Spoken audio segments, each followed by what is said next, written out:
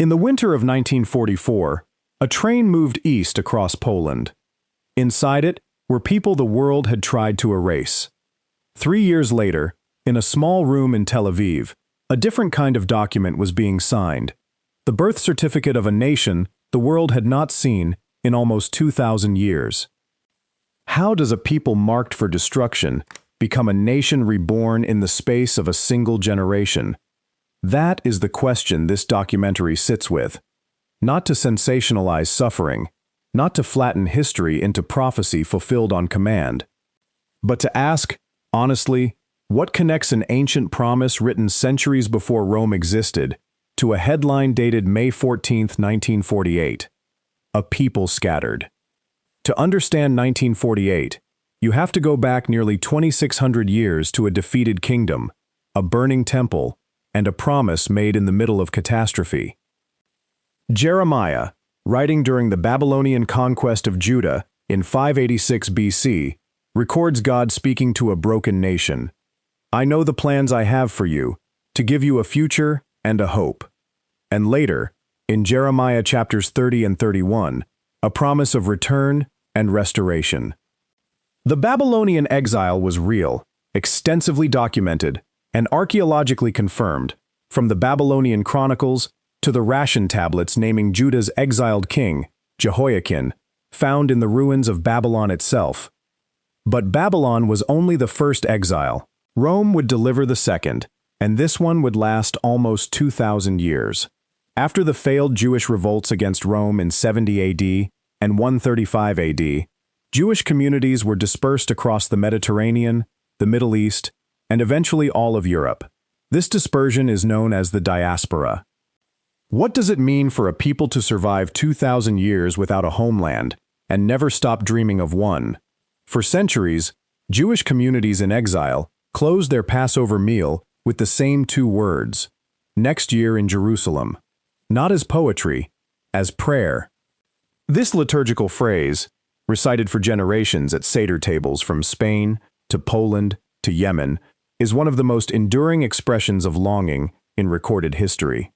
And through it all, the ancient prophets had left something unusual on the record. Not just warnings of exile, but promises of return. The prophets who spoke of return. Ezekiel, chapters 36 and 37, written during the Babylonian exile, describes a valley of dry bones brought back to life, and God declaring, "I will take the children of Israel from among the nations and bring them into their own land."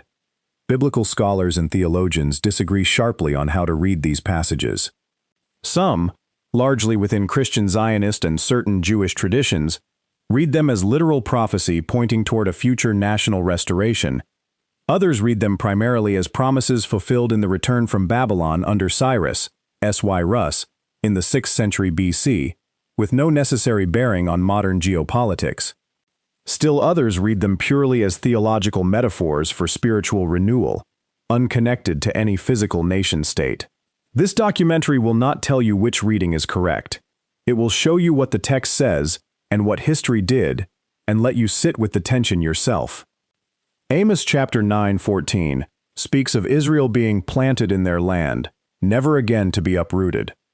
Isaiah chapter 66 verse 8 asks a startling question. Can a country be born in one day? Can a nation be brought forth in a moment? Hold on to that question. We will return to it. For nearly 2,000 years, it remained just that, a question. Jewish life persisted in exile, in Spain until 1492, in Eastern Europe, for centuries after, and in the Middle East and North Africa, continuously, since antiquity. And in nearly every century, in nearly every country, that life was interrupted by the same recurring pattern. The long shadow of anti-Semitism. Jewish communities faced repeated expulsions and persecutions throughout European history. The expulsion from England in 1290, from France in 1306, from Spain in 1492, and recurring waves of violence, pogroms, across the Russian Empire from the 1880s through the early 20th century. Historians generally trace much of this hostility to a combination of religious antagonism, economic scapegoating, and, by the 19th century, a newer, pseudo-scientific racial ideology that would prove catastrophic in the century to come. By the late 1800s, a small but growing number of Jewish thinkers had reached a sobering conclusion. Emancipation and assimilation had not ended the danger. Something else was needed.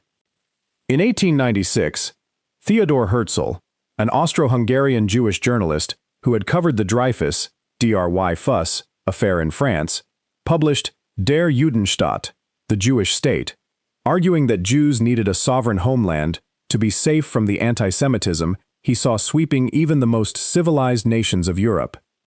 Herzl could not have known how right he was, or how soon. 4 decades later, the pattern he feared would become something far darker than anything Europe had produced before. The Holocaust. What happened between 1933 and 1945 is not simply one more chapter in a long history of persecution. It was something the world had never systematically attempted before. Under Nazi Germany, the state pursued the deliberate, industrialized murder of 6 million Jewish men, women, and children, alongside millions of other victims: Roma, disabled people, political prisoners, Soviet POWs, and others deemed unworthy of life under Nazi ideology. Wartime records, camp documentation, survivor testimony, collected by institutions such as Yad Vashem, and post-war tribunal evidence at Nuremberg, together form one of the most extensively documented atrocities in human history. We will not linger on horror for its own sake. What matters for this story is what remained afterward: a devastated Jewish population, roughly a third of world Jewry gone, and a question the survivors themselves had to answer. Where does a people go when the world has just shown them how little protection they had? In the years immediately following the war, hundreds of thousands of Jewish survivors lived in displaced persons camps across Europe, many unable or unwilling to return to communities that had turned against them or simply no longer existed. For many, the answer that had once been a matter of ideology became, after 1945, a matter of survival. Zionism was no longer a debate. It was the only door still open. A nation, in a day. International pressure, Jewish immigration to British Mandatory Palestine, and years of diplomatic maneuvering culminated in the United Nations Partition Plan of November 1947, which proposed separate Jewish and Arab states. On May 14, 1948, David Ben-Gurion read the Israeli Declaration of Independence in Tel Aviv. Within hours, the surrounding Arab states declared war. The new state's survival was not guaranteed. It was contested immediately, on the battlefield, in a war that would claim thousands of lives on both sides. Remember the question from Isaiah, "Can a nation be born in one day?" Whether Isaiah 66 verse 8 was ever intended as a literal prediction of a 20th century nation-state is genuinely disputed among scholars. Some see it as directly fulfilled, others as a coincidence of phrasing read backward through modern events, and others still as referring to something else entirely in its original context. What is not disputed is the historical fact that a Jewish state, absent for nearly 2 millennia, was formally re-established in a single announcement less than 3 years after the liberation of Auschwitz. That proximity catastrophe, then rebirth, inside a single decade, is the thread this documentary has been following since the cold open. Historians differ on how directly to draw a causal line from the Holocaust to Israel's founding. Zionist organizing, immigration, and diplomatic groundwork predate 1933 by decades. But most historians agree the Holocaust dramatically accelerated international sympathy for Jewish statehood and removed remaining political resistance to the 1947 partition vote. What the land remembers. Beyond politics and prophecy, physical evidence of continuous Jewish presence in the land stretches across millennia, from the Dead Sea Scrolls to ancient synagogue ruins at Capernaum, Koch Tamor Neum, and Katzrin, to Second Temple-era artifacts uncovered throughout Jerusalem's Old City excavations. This is not offered as proof of any single theological claim. It is offered as context. Whatever one believes about prophecy, the archaeological record shows a people whose historical and religious roots in this specific land were never fully severed, even across 2,000 years of exile. What do you make of a story that archaeology, history, and ancient text all seem to converge on, even as scholars debate what it means? Reflection, history, prophecy, and the space between. This documentary has tried to hold two things honestly at once: the historical record, which is verifiable, and the theological interpretation, which is a matter of faith and conviction, not consensus. Some viewers will see, in the arc from Babylon to Auschwitz to Tel Aviv, the unmistakable fingerprints of ancient prophecy fulfilled. Others will see a remarkable, tragic, and complex human story, shaped by ideology, geopolitics, and the will of survivors to live that does not require supernatural explanation.